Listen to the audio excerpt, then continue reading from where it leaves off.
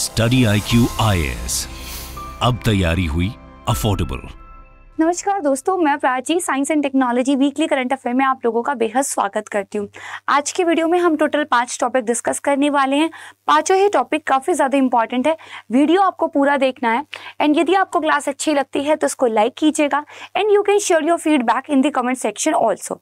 आइए देखते हैं आज हम किन किन टॉपिक्स पर एक डिस्कशन करने वाले हैं। पहला हमारा जो टॉपिक है वो अल्जाइमर से रिलेटेड है। अगर आप इस सीरीज को लगातार फॉलो कर रहे हैं तो आपको पता होगा कि अल्जाइमर और डिमेंशिया इनको हमने कई बार डिस्कस किया है। यानी कि न्यूज़पेपर में अगर कोई पर्टिकुलर चीज़ बार बार रिपीट हो रही है तो हमारे एग्जाम के लिए इंपॉर्टेंट हो जाती है। आज हम ये डिस्कस करेंगे कि अल्जाइमर के कॉज क्या हैं। स्पेसिफिकली हमें इसका अभी तक पता नहीं है और इस रीज़न की वजह से हम इसके लिए एक प्रॉपर मेडिकेशन भी डेवलप नहीं कर पाए हैं। लेकिन फाइनली हमें ये समझ में आया है एक स्टडी के थ्रू कि जो ब्रेन सेल्स है उनकी डेथ कैसे होती है। तो यहाँ से इन फ्यूचर जो अल्जाइमर है उसके लिए ना सिर्फ हम एक अच्छा मेडिकेशन डेवलप कर पाएंगे बल्कि इसको प्रिवेंट करने के लिए क्या किया जा सकता है, हम उन मेजर्स को भी जो है जान पाएंगे। इसीलिए आज का ये वाला टॉपिक काफ़ी इंपॉर्टेंट हो जाता है। दूसरा जो हमारा टॉपिक है ये है नासा का। बेसिकली एक स्पेस क्राफ्ट था, उसको बेनू एस्ट्रॉयड पर भेजा गया था और वहां से उसके द्वारा बेनू एस्ट्रॉयड से कुछ सैंपल्स को कलेक्ट किया गया है एंड फाइनली उनको जो है ज़मीन पर भेज दिया गया है। अब नासा के द्वारा उन सैंपल्स को एनालाइज किया जाएगा और एस्ट्रॉयड्स के बारे में हमारी जो नॉलेज है वो यहाँ पर काफ़ी ज़्यादा बढ़ सकती है। एस्ट्रॉयड्स को जानना क्यों ज़रूरी है इसको हम काफ़ी डिटेल में डिस्कस करेंगे। थर्ड हमारा टॉपिक होने वाला है मून क्वेक्स। तो अर्थक्वेक का नाम आपने सुना होगा, भूकंप लेकिन चंद्रमा पर भी आते हैं, लेकिन मून पर क्वेक्स आने के जो रीजंस हैं वो डिफरेंट होते हैं, तो इनको हम यहाँ पर डिस्कस करेंगे। फोर्थ हमारा टॉपिक होने वाला है हाई ब्लड प्रेशर, हाइपरटेंशन कह लीजिए। तो इससे एक रिलेटेड जो रिपोर्ट है वो अभी हाल ही में रिलीज़ की गई थी और रिपोर्ट में ये बताया गया है कि दुनिया के अंदर जो हाई ब्लड प्रेशर है ये बहुत तेज़ी से बढ़ता हुआ दिखाई देता है एंड इस डिजीज़ के लिए जो अवेयरनेस है वो ग्लोबल लेवल पर कम देखने को मिलती है। कुछ लोगों को हाई ब्लड प्रेशर की प्रॉब्लम है बट वो अवेयर ही नहीं है। तो रिपोर्ट में ना सिर्फ चैलेंजेस के बारे में बात की गई है बल्कि कुछ सॉल्यूशंस को लेकर भी जो है उन्होंने मेजर्स बताए हैं। तो हाई ब्लड प्रेशर को लेकर ग्लोबल लेवल पर क्या सिनेरियो है, इंडिया में क्या सिनेरियो है, इसको हम यहाँ पर डिस्कस करेंगे। एंड लास्ट हमारा आर्टिकल है नेशनल रिसर्च फाउंडेशन। देखिए पार्लियामेंट के द्वारा एक बिल को जो है पारित किया गया था जिसके थ्रू हम नेशनल रिसर्च फाउंडेशन को एस्टैब्लिश कर रहे हैं। एक तो ये इसीलिए इम्पॉर्टेंट हो जाता है, दूसरा गवर्नमेंट का विजन ये है कि आने वाले टाइम में इंडिया में जो रिसर्च डेवलपमेंट इनोवेशन का हम एक इकोसिस्टम डेवलप करने वाले हैं तो इसकी दिशा क्या हो, राइट। मतलब गवर्नमेंट ऑफ इंडिया ये चाहते हैं कि अगर हम फंडिंग लगा रहे हैं, अगर हम अपने रिसोर्सेज को खर्च कर रहे हैं तो उस पर्टिकुलर डायरेक्शन में ये सारा काम हो कि कुछ आउटपुट्स निकल कर सामने आए। तो ये एक इम्पॉर्टेंट आर्टिकल था जो मीन्स के पॉइंट ऑफ व्यू से भी आपके लिए ज़रूरी है पढ़ना कि रिसर्च एंड डेवलपमेंट का एक जो इकोसिस्टम है इंडिया के अंदर वो फिलहाल कैसा है और आने वाले टाइम में आपका एक विजन क्या होना चाहिए। साथ में ये जो फाउंडेशन है ये प्रीलिम्स के पॉइंट ऑफ व्यू से काफ़ी इंपॉर्टेंट है, इसके बारे में थोड़ी सी जानकारी लेंगे। तो आइए एक एक कर हर एक टॉपिक को डिटेल में डिस्कस करते हैं, बट उससे पहले मैं आपके साथ एक इम्पॉर्टेंट इन्फॉर्मेशन शेयर करना चाहती हूँ। 22 सितंबर से हमारा जो है बैच स्टार्ट हुआ था, 30 सितंबर को उस बैच में एडमिशन क्लोज होने वाले हैं। तो किसी भी कारण से आपने अभी तक एडमिशन नहीं लिया था तो एडमिशन आप ज़रूर ले सकते हैं। मेरे टेलीग्राम चैनल पर कुछ एस्पिरेंट्स हैं, उनके द्वारा बैच में एडमिशन लिया गया and they are very happy, they are doing very good. वो अच्छे से पढ़ रहे हैं, उनकी परफॉर्मेंस भी इम्प्रूव देखने के लिए मिल रहा है। तो अगर आप भी चाहते हैं कि आपकी UPSC की तैयारी को आप बहुत आसान तरीके से क्वालिटी कॉन्टेंट के साथ कर सकें तो आप स्टडी IQ के P2I बैच को ज्वाइन कर सकते हैं। जो हमारी क्लासेस की टाइमिंग रहेगी वो शाम को 6 बजे से रहेगी और एडमिशन लेने के लिए आपको यूज़ करना होगा faculty code Prachi live. Maximum discount आपको यहाँ पर मिल जाएगा एंड इस बैच से रिलेटेड कोई भी इन्फॉर्मेशन आप जानना चाहते हैं तो आप मुझे Telegram channel UPSC with Prachi पर पिंग कर सकते हैं। सिर्फ इतना ही नहीं, जो भी मैं आपको पढ़ाती हूँ उसका PDF जो है मेरे द्वारा टेलीग्राम चैनल पर शेयर कर दिया जाता है, तो आप इसको ज्वाइन कर सकते हैं। जैसे जैसे हमारा प्रीलिम्स पास आएगा हम कुछ नई इनिशिएटिव्स को भी यहाँ पर स्टार्ट करेंगे। चलिए अब हम शुरुआत करते हैं अपने पहले टॉपिक से। तो बेसिकली अगर बात की जाए तो वर्ल्ड वाइड करीब 55 मिलियन लोगों को डिमेंशिया है और अल्जाइमर उसमें से सबसे कॉमन फॉर्म है। आपको ये बेसिक नॉलेज तो होगी ही कि जो अल्जाइमर होता है वो एक तरीके से भूलने की बीमारी है, यानी कि जैसे ओल्ड एज में आप जाते हैं और अगर इस बीमारी से आप ग्रसित हैं तो आप चीज़ों को भूलने लगते हैं। यहाँ तक कि जो बहुत ही बेसिक चीज़ें हैं, खाना कैसे खाना है, लॉक कैसे लगाना है, आपके घर का एड्रेस क्या है, इवन आपके फैमिली मेम्बर्स अगर बहुत सीवियर हो चुका है तो आप उनको भी भूलने लगते हैं। तो एक तरीके से एक इंसान की जो लाइफ है वो कम्प्लीटली डिस्टर्ब हो जाती है। साथ में अगर हम ये देखें कि डिमेंशिया के जितने भी केसेस हैं उसमें से 2/3 केसेस हमें डेवलपिंग कंट्रीज़ में देखने के लिए मिलते हैं, यानी कि जो ऑलरेडी एक वल्नरेबल पॉपुलेशन है वहाँ पर हमें ये बीमारी ज़्यादा देखने के लिए मिलती है और वहाँ पर रिसोर्सेज कम है। तो डिमेंशिया को लेकर कौन से वो कॉजेज़ हैं हमें समझना होगा ताकि हम इस पॉपुलेशन को प्रोटेक्ट कर सकें, क्योंकि ओल्ड एज में जाके आप अपनी फैमिली पर डिपेंड हो जाते हो, आप एक वर्किंग एज में नहीं रहते हो और उस टाइम पर अगर आप बीमार हैं तो सोशल क्राइसिस भी कई बार जो है इसकी वजह से देखने को मिलता है। एंड एक आंकड़ा आया है कि 2050 तक जैसे जैसे एजिंग बढ़ेगी पॉपुलेशन के अंदर तो डिमेंशिया के केसेस भी बढ़ेंगे। तो इसीलिए इस पर काफ़ी ज़्यादा जो है रिसर्च एंड डेवलपमेंट करने का ज़रूरत है, प्रॉपर मेडिकेशंस को डेवलप करने की ज़रूरत है। कुछ रिजल्ट्स भी हमारे पास आए हैं, उनकी भी बात करेंगे। लेकिन प्रॉब्लम क्या थी? देखो, एक इफ़ेक्टिव ट्रीटमेंट को डेवलप करने में जो रिसर्चर्स थे वो स्ट्रगल कर रहे थे। रीज़न ये था कि बेसिकली हमारे ब्रेन के अंदर ये जो अल्जाइमर है ये काम कैसे करता है, इसका मैकेनिज्म क्या है, हमें इसके बारे में बहुत ज़्यादा आइडिया नहीं था। अभी एक रिसेंटली न्यू ड्रग बनी थी बेसिकली लेकानमैप, राइट?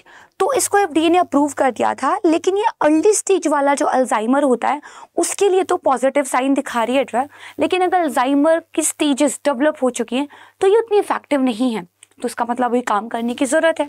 तो अब देखो, जो स्टडी हुई है, जो बेसिकली आर्टिकल था वो ये बताता है कि स्टडी में हमें ये पता चला है कि एमाइलॉइड प्रोटीन है, एक आपका टाउ प्रोटीन होता है, इनका आपस में कनेक्शन है और इसकी वजह से जो हमारे ब्रेन के अंदर न्यूरॉन्स हैं उसमें स्वेलिंग आ जाती है। एंड उस स्वेलिंग के बाद धीरे धीरे जो न्यूरॉन्स होते हैं वो अपनी एक्चुअल फॉर्म में नहीं रह पाते एंड वो आपस में टेंगल होने लगते हैं। एंड यहीं से जो है आपका जो माइंड का साइज है वो भी श्रिंक होने लगता है एंड फाइनली अल्जाइमर की जो एक डिजीज़ है ये कॉज होती है। इसको थोड़ा डिटेल में समझते हैं। देखिए, अल्जाइमर का जो पेशेंट होता है उसमें एमाइलॉइड नाम का एक जो प्रोटीन है वो आपका जो ब्रेन है उसके अंदर एंटर कर जाता है। तो एमाइलॉइड प्रोटीन का नाम याद रखिएगा। जब ये ब्रेन के अंदर एंटर कर जाता है तो जो आपके न्यूरॉन्स हैं उनके अंदर स्वेलिंग आ जाती है, मतलब वो सूज जाते हैं, आप ये कह सकते हैं, इन्फ्लेमेशन देखने के लिए मिलता है। एक बार अगर स्वेलिंग आ गई तो उसके बाद जो आपके न्यूरॉन्स हैं उनके अंदर टाउ जो टेंगल्स हैं वो देखने के लिए मिलते हैं। आपको ज़्यादा क्लियर हो जाएगा इस पिक्चर को देख के। ये आप एक हेल्दी ब्रेन का पिक्चर देख पा रहे हो, आप देख पाओगे कि इसका साइज भी बड़ा है एंड यहाँ पर जो ब्रेन है जिसको अल्जाइमर डिजीज़ हो चुकी है उसका देखिए साइज भी कम है। दूसरी इंपॉर्टेंट बात ये, हेल्दी ब्रेन के अंदर जो आपके न्यूरॉन्स होते हैं वो बेसिकली आपको कुछ इस तरह के जो है दिखाई देते हैं। अभी आप थोड़ा सा पिक्चर में क्या है ध्यान से इसको देख सकते हैं।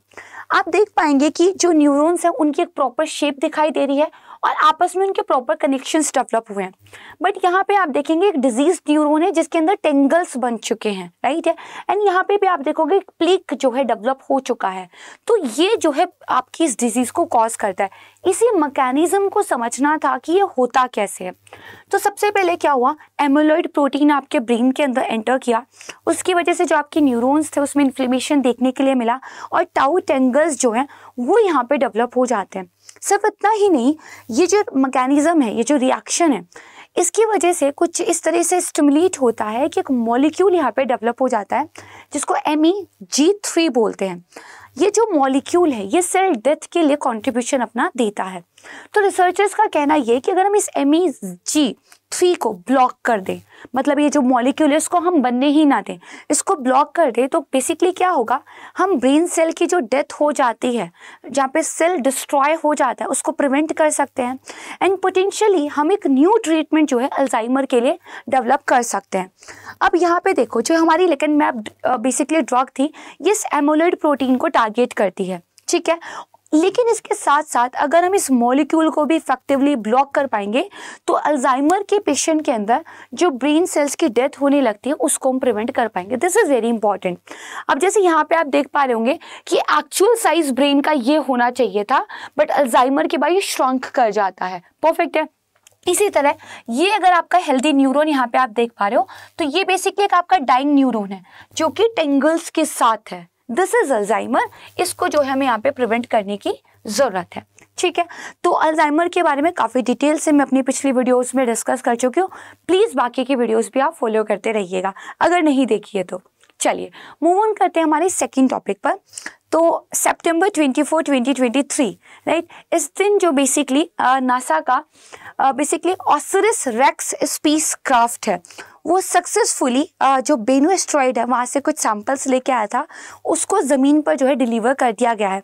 दरअसल ये जो स्पेस क्राफ्ट था अब इसने बेनू से सैंपल को कलेक्ट किया, फिर एक फ्लाई बाय करता हुआ अर्थ के सामने से गया। उस टाइम पे कैप्सूल में इसने सैंपल को ड्रॉप कर दिया, एक पैराशूट ओपन हुआ एंड फाइनली ये जो आपके सैंपल्स थे ये एक रिमोट मिलिट्री लोकेशन है वहाँ पर जो है बेसिकली डिलीवर कर दिए गए हैं। वहाँ से अब ये नासा के सेंटर पे जाएंगे और इसकी स्टडी होगी। फिलहाल कैप्सूल खोला नहीं गया है बट उम्मीद की जा रही है कि 1 कप के जितना जो सैंपल्स हैं वो यहाँ पर कैप्सूल के अंदर देखने के लिए मिल जाएंगे। तो यहाँ पर देखिए कि सैंपल जो अर्थ पर डिलीवर हो चुके हैं और इस मिशन का जो एक 7 ईयर का जर्नी था बेनू के लिए वो कंप्लीट हो चुका है, बट अभी दूसरे एस्ट्रॉइड के लिए जो है चला गया है। अगर आप देखेंगे इस तरीके से एक पाइप जो है बेसिकली आप देखोगे एस्ट्रॉइड के सरफेस पर एंटर हुआ था। इसके द्वारा सैंपल्स को जो है सक किया गया है, इनको फिर एक कैप्सूल के अंदर बंद करके उसको जो है अर्थ पर डिलीवर किया गया है। एस्ट्रॉइड्स के बारे में जानना इंपॉर्टेंट क्यों है? देखिए जो एस्ट्रॉइड्स हैं वो आप कह सकते हैं सेलेस्टियल ऑब्जेक्ट्स हैं, लेकिन ये रॉकी ऑब्जेक्ट्स हैं। इनके अंदर मिनरल्स और आपका जो एक रॉकी सा बेसिकली एक स्ट्रक्चर होता है वो देखने के लिए मिलता है। कहा जाता है कि जब हमारा बेसिकली बिग बैंग थ्योरी के बाद ये पूरा यूनिवर्स बन रहा था तो उसी टाइम पर जो कुछ चीज़ें बच गई थी, प्लैनेट्स की जो कुछ टूट फूट हुई थी, तो आपके जो एस्ट्रॉइड्स थे ये भी उसी टाइम पर बने थे। तो इन एस्ट्रॉइड्स को जानने से आपके 2 ऑब्जेक्टिव पूरे होते हैं। पहला तो अगर आप इनके स्ट्रक्चर को एनालाइज कर पाएंगे तो जो आपकी अर्थ है आप उसके बारे में भी बहुत कुछ समझ पाएंगे, क्योंकि ये भी तभी बने हैं जब आपकी अर्थ बनी थी। 1 थिंग, तो अर्थ को समझने में ये हमें हेल्प करते हैं। दूसरा, ये जो एस्ट्रॉइड्स होते हैं मोस्टली आपको एस्ट्रॉइड बेल्ट में देखने के लिए मिलते हैं। तो अगर आप देखोगे सन है एंड देन उसके बाद हमारे प्लैनेट्स जो हैं वो बेसिकली ऑर्बिट्स के अंदर रिवॉल्व कर रहे होते हैं।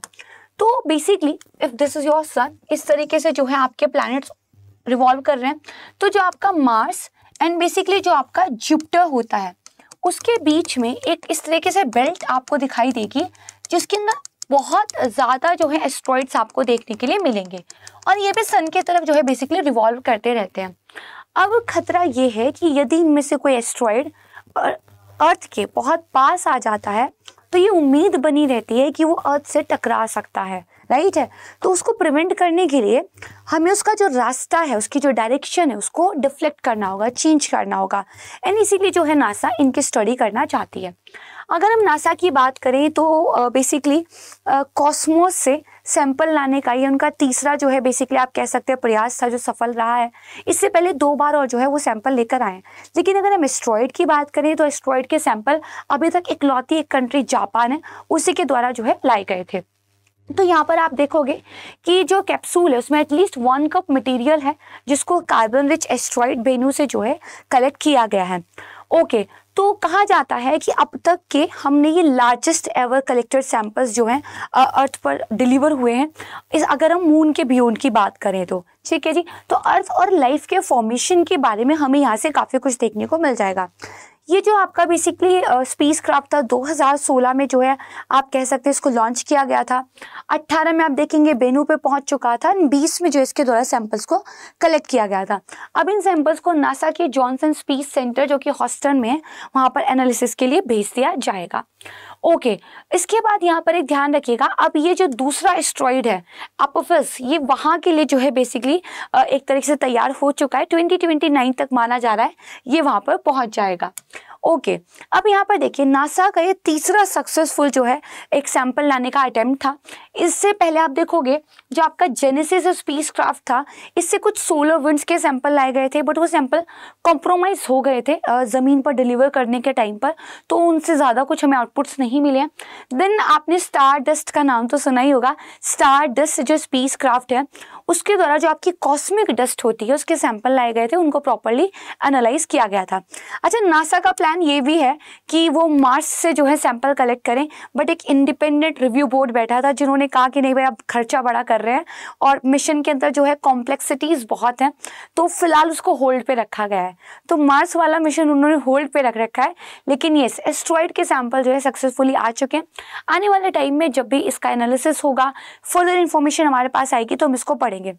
आपके लिए स्टैटिक में यहाँ पे एस्ट्रॉइड बेल्ट के बारे में पढ़ना इंपॉर्टेंट हो जाता है, राइट है। चलिए मूव ऑन करते हैं नेक्स्ट टॉपिक पर, अगेन स्पेस से रिलेटेड है।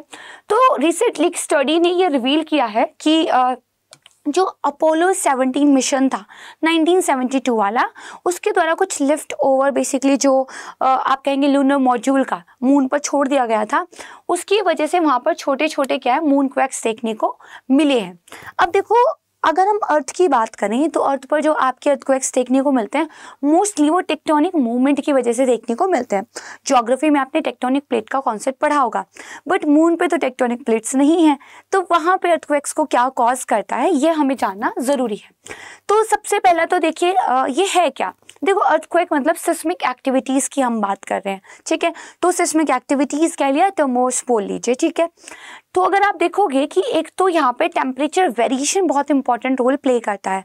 मून पे एक टाइम पे जो टेम्परेचर है वो आप देखोगे कि 121 डिग्री सेल्सियस तक इंक्रीज हो जाता है, नेगेटिव में बहुत एक्सट्रीम कोल्ड होते हुए ये -130 डिग्री सेल्सियस तक पहुँच जाता है। तो जब बहुत ज़्यादा गर्मी है तो एक्सपेंशन हो रहा है, और जब बहुत ज़्यादा ठंड है तो कॉन्ट्रैक्शन हो रहा है। इस एक्सपेंशन एंड कॉन्ट्रैक्शन की वजह से जो है आपको मून पर जो है मून क्वैक्स देखने के लिए मिल सकते हैं। दूसरा है मिच्योर इम्पैक्ट्स। देखिए मून के पास ना ऐसा कोई एटमॉस्फेयर नहीं है कि उसको जो है छोटे मोटे जो एस्ट्रॉइड्स हैं, मिच्योर्स हैं या कुछ भी सेलेस्टियल रॉकी ऑब्जेक्ट्स हैं उनसे प्रोटेक्ट कर सके। अर्थ के पास तो अपना है, जब भी अर्थ के एटमॉस्फेयर में कुछ इस तरह की चीज़ें आती है तो वहीं पे बर्न हो जाती है, राइट है।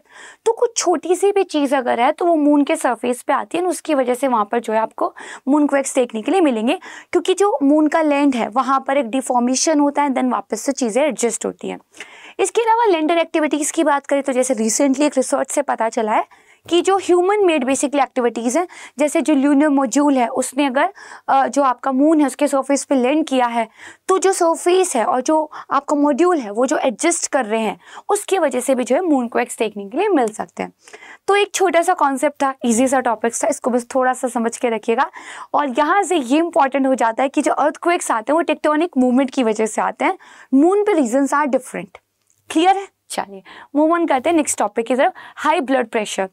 तो वर्ल्ड हेल्थ ऑर्गेनाइजेशन WHO की पहली ऐसी रिपोर्ट रिलीज हुई है हाई ब्लड प्रेशर को लेकर, जिसमें उन्होंने ये बताया है कि इसका ग्लोबल इम्पैक्ट क्या है।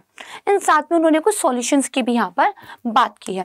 तो देखिए कुछ ऑब्जर्वेशंस देखते हैं जो रिपोर्ट के द्वारा किए गए हैं।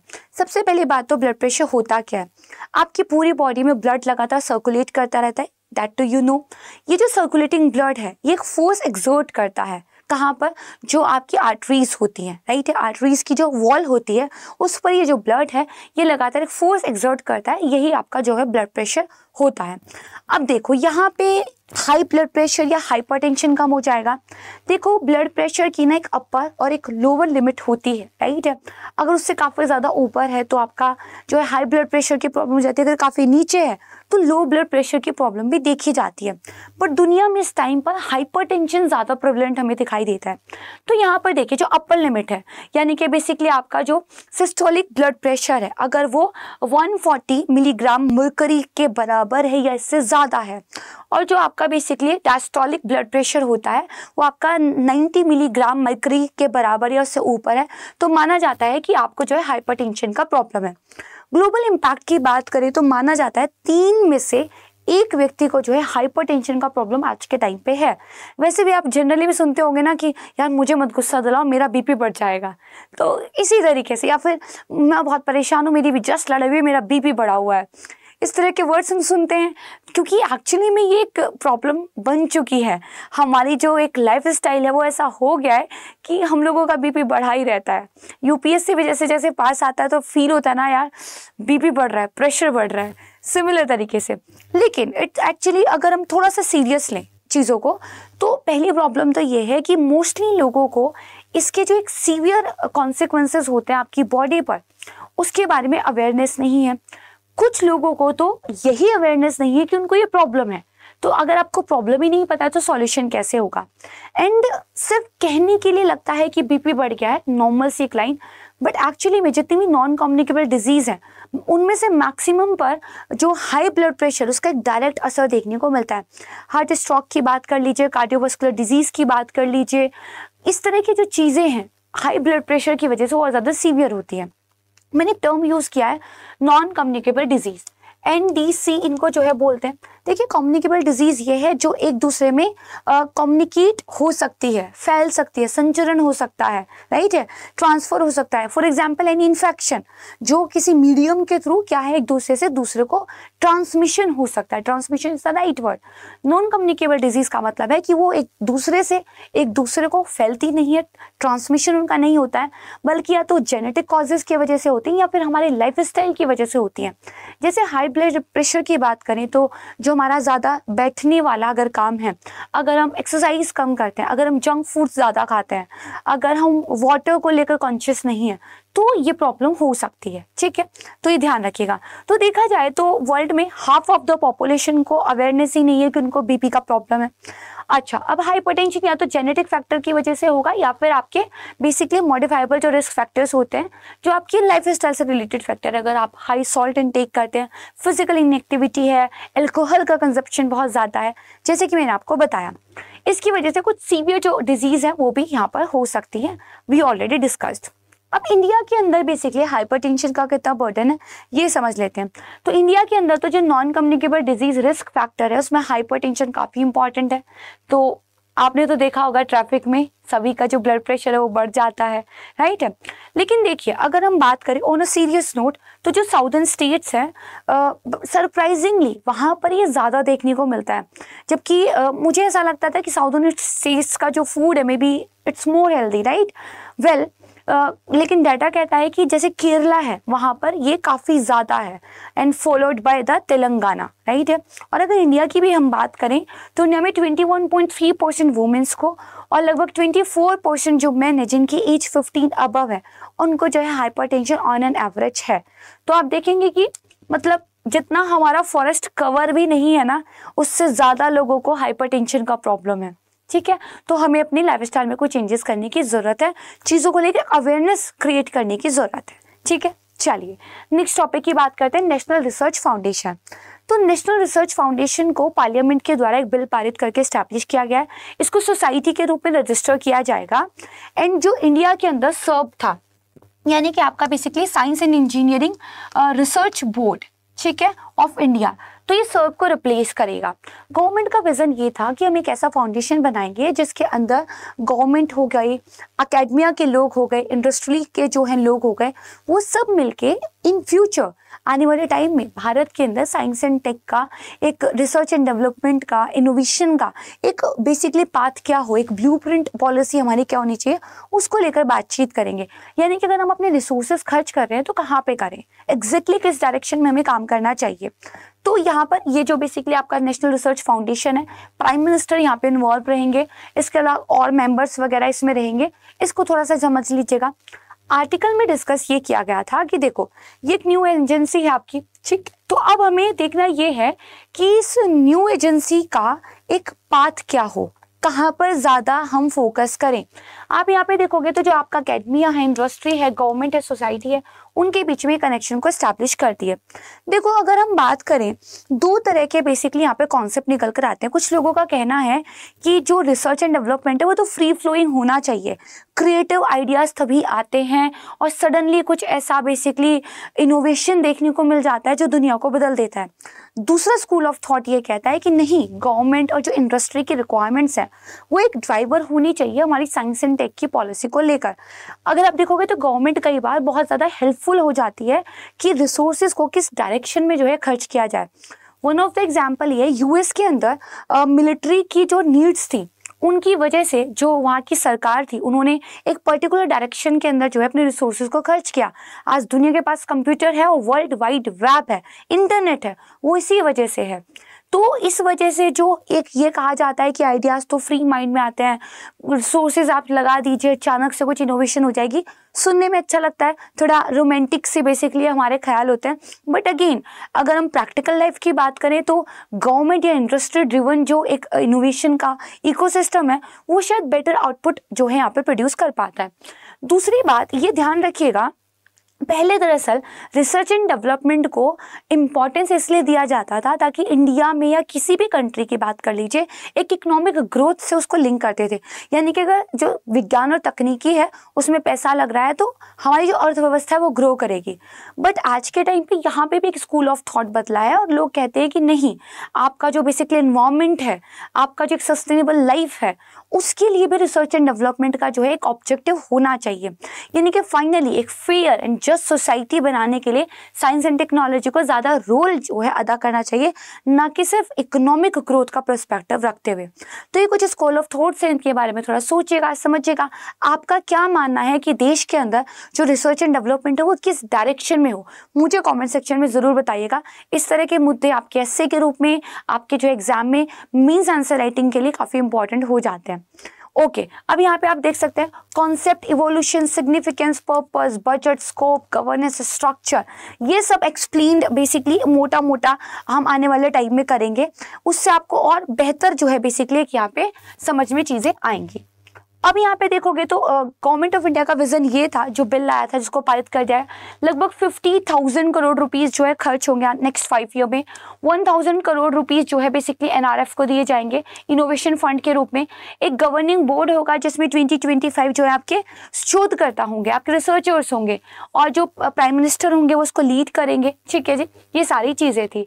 तो अब देखो ये कहा गया है कि नॉट जस्ट इकोनॉमिक ग्रोथ बल्कि जो एनवायरनमेंट है, सोशल सस्टेनेबिलिटी है, ये साइंस के ऑब्जेक्टिव होने चाहिए, राइट। यानी कि एक जस्ट और सस्टेनेबल फ्यूचर में जो है साइंस एंड टेक्नोलॉजी को ज़्यादा रोल जो है अदा करना चाहिए। आपके व्यूज़ मोस्ट वेलकम है, प्लीज़ मेरे साथ शेयर ज़रूर कीजिएगा। तो यहाँ पे हमारा आज का साइंस एंड टेक्नोलॉजी वाला वीकली करंट अफेयर का वीडियो खत्म होता है। बहुत जल्द मैं आपके साथ नेशनल पार्क का एक मैराथन सेशन लेकर आऊँगी, काफ़ी इंपॉर्टेंट वो वीडियो रहने वाला है, उसको भी ज़रूर देखिएगा। एंड येस, इस वीडियो के लिए अगर आप कुछ भी फीडबैक शेयर करना चाहते हैं तो कर सकते हैं। जाने से पहले मैं आपको याद दिलाना चाहती हूँ 30 सितंबर को हमारा जो बैच के एडमिशन्स हैं वो क्लोज हो रहे हैं। प्राची लाइव कोड का यूज़ करते हुए मैक्सिमम डिस्काउंट लेते हुए आप एडमिशन कर सकते हैं। मुझे अगर आप ज्वाइन करना चाहते हैं, आपका कोई भी डाउट है बैच से रिलेटेड, तो आप मुझे यूपीएससी विद प्राची पर आस्क आउट कर सकते हैं। एंड येस, पीडीएफ में शेयर कर दूंगी, आप वहाँ से डाउनलोड कर सकते हैं। अपना बेहद ध्यान रखिएगा एंड इसी तरह हम साथ मिलकर पढ़ते रहेंगे। Thank you so much everyone. जय हिंद। स्टडी IQ IAS, अब तैयारी हुई अफोर्डेबल।